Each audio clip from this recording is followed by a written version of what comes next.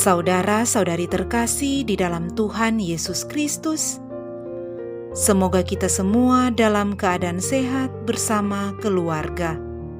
Saat ini marilah kita mendengarkan bacaan kitab suci dan renungan harian Senin 15 November tahun 2021. Marilah berdoa. Dalam nama Bapa dan Putra dan Roh Kudus. Amin. Allah Bapa yang penuh kasih, pada saat ini kami akan membaca dan merenungkan firman-Mu. Kami mohon, bukalah hati kami, agar kami dapat hidup seturut dengan firman-Mu. Demi Kristus Tuhan dan pengantara kami. Amin. Bacaan pertama. Bacaan dari kitab pertama Makabe.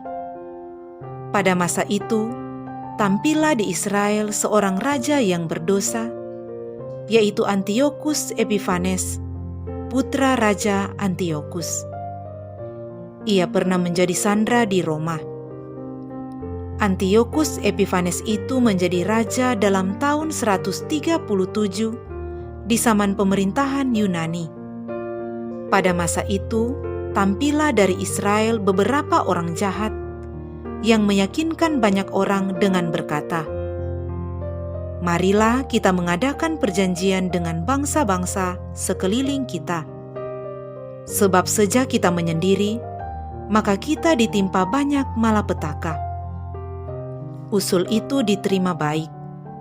Mereka diberi hak oleh raja untuk menuruti adat istiadat bangsa-bangsa lain. Kemudian mereka itu membangun sebuah gelanggang olahraga di Yerusalem menurut adat istiadat bangsa-bangsa lain. Mereka pun memulihkan kulub mereka dan murtadlah mereka dari perjanjian kudus. Mereka bergabung dengan bangsa-bangsa lain dan menjual dirinya untuk berbuat jahat. Beberapa waktu kemudian, Raja Antiochus Epiphanes menulis sepucuk surat perintah untuk seluruh kerajaan, bahwasannya semua orang harus menjadi satu bangsa. Masing-masing harus melepaskan adatnya sendiri. Maka semua bangsa menyesuaikan diri dengan titah raja itu. Juga dari Israel, ada banyak orang yang menyetujui pemujaan raja. Dipersembahkanlah oleh mereka kurban kepada berhala dan hari Sabat dicemarkan. Pada tanggal 15 bulan Kislew, dalam tahun 145, Raja menegakkan patung berhala keji di atas mezbah kurban bakaran di Bait Allah. Dan di semua kota di seluruh Yehuda mereka dirikan pula mezbah pemujaan berhala. Pada pintu-pintu rumah dan di lapangan-lapangan dibakar kurban. Kitab-kitab Taurat yang diketemukan disobek-sobek dan dibakar habis. Jika pada salah seorang terdapat kitab perjanjian, atau jika seseorang berpaut pada hukum Taurat, ia dihukum mati oleh pengadilan raja. Namun demikian, ada banyak orang Israel yang tetap teguh hatinya dan bertekad untuk tidak makan sesuatu yang haram. Mereka lebih suka mati daripada menodai diri dengan makanan semacam itu, dan dengan demikian mencemarkan perjanjian kudus. Dan mereka mati juga. Kemurkaan yang hebat sekali menimpa Israel. Demikianlah sabda Tuhan. Syukur kepada Allah. Bacaan Injil. Inilah Injil suci menurut Lukas. Dimuliakanlah Tuhan. Ketika Yesus hampir tiba di Yeriko, ada seorang buta duduk di pinggir jalan dan mengemis. Karena mendengar orang banyak lewat, ia bertanya, "Ada apa itu?" Kata orang kepadanya, "Yesus orang Nazaret sedang lewat." Maka si buta itu berseru, "Yesus anak Daud, kasihanilah aku." Orang-orang yang berjalan di depan menyuruh dia diam. Tetapi semakin kuat ia berseru, "Yesus anak Daud, kasihanilah aku." Maka Yesus pun berhenti dan menyuruh orang mengantar dia kepadanya. Ketika si buta itu sudah dekat, Yesus bertanya kepadanya, "Apa yang kau inginkan kuperbuat bagimu?" Jawab orang itu, "Tuhan, semoga aku melihat."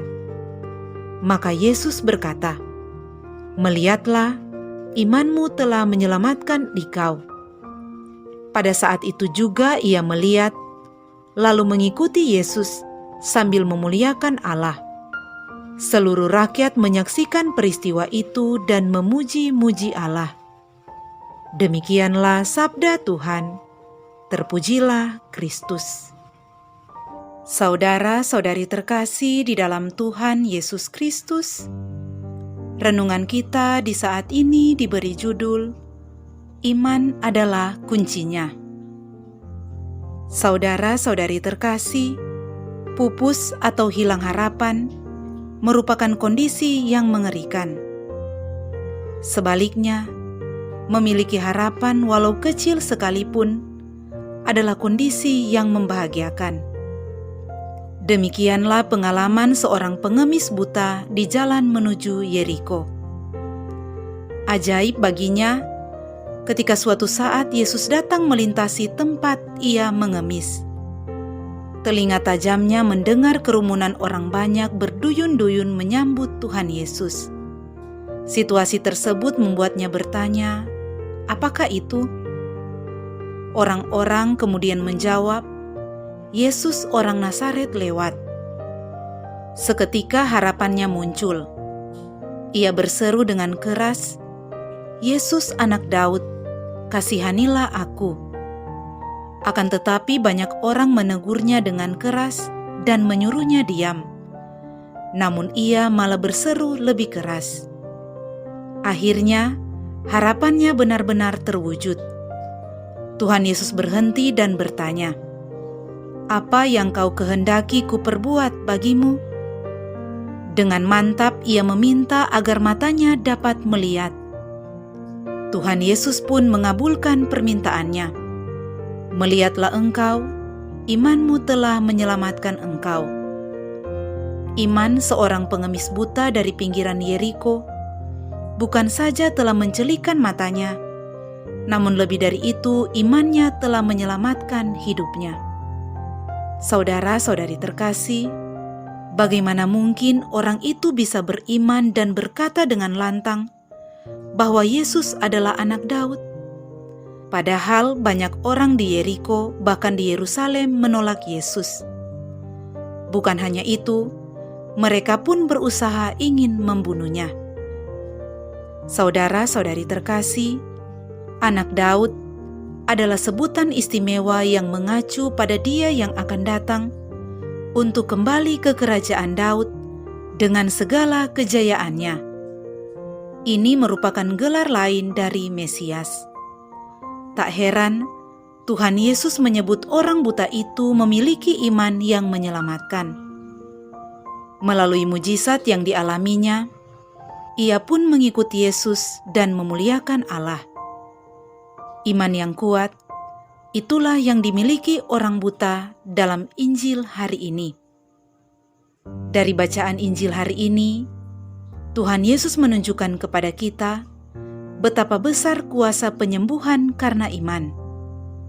Kunci suatu kesembuhan bukanlah hanya pada orang yang memiliki karunia, tetapi kepada siapa mujizat itu ditujukan. Iman adalah kunci segala sesuatu dapat diwujudkan. Bahkan iman sebesar biji sesawi saja dapat memerintahkan gunung untuk berpindah. Imanlah yang membuat gereja kuat dan kokoh berdiri hingga kini. Orang buta dalam Injil hari ini memperoleh penglihatan karena iman.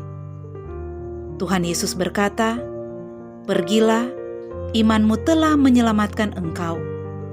Percaya dan yakin penuh kepada Allah, itulah iman. Sebaliknya, keraguan akan Allah membuat iman kita pudar, sehingga kuasa Allah tidak berlaku atas kita. Marilah berdoa. Allah Bapa pemelihara hidup kami bersyukur atas penyertaan-Mu bagi kami. Dalam Injil hari ini, si buta berkata, "Tuhan, semoga aku dapat melihat." Jawab Tuhan Yesus kepadanya, "Melihatlah, imanmu telah menyelamatkan engkau." Semoga kami pun memiliki iman seperti si buta dalam Injil hari ini. Dengan pengantaraan Kristus Tuhan kami. Amin. Dalam nama Bapa dan Putra dan Roh Kudus. Amin.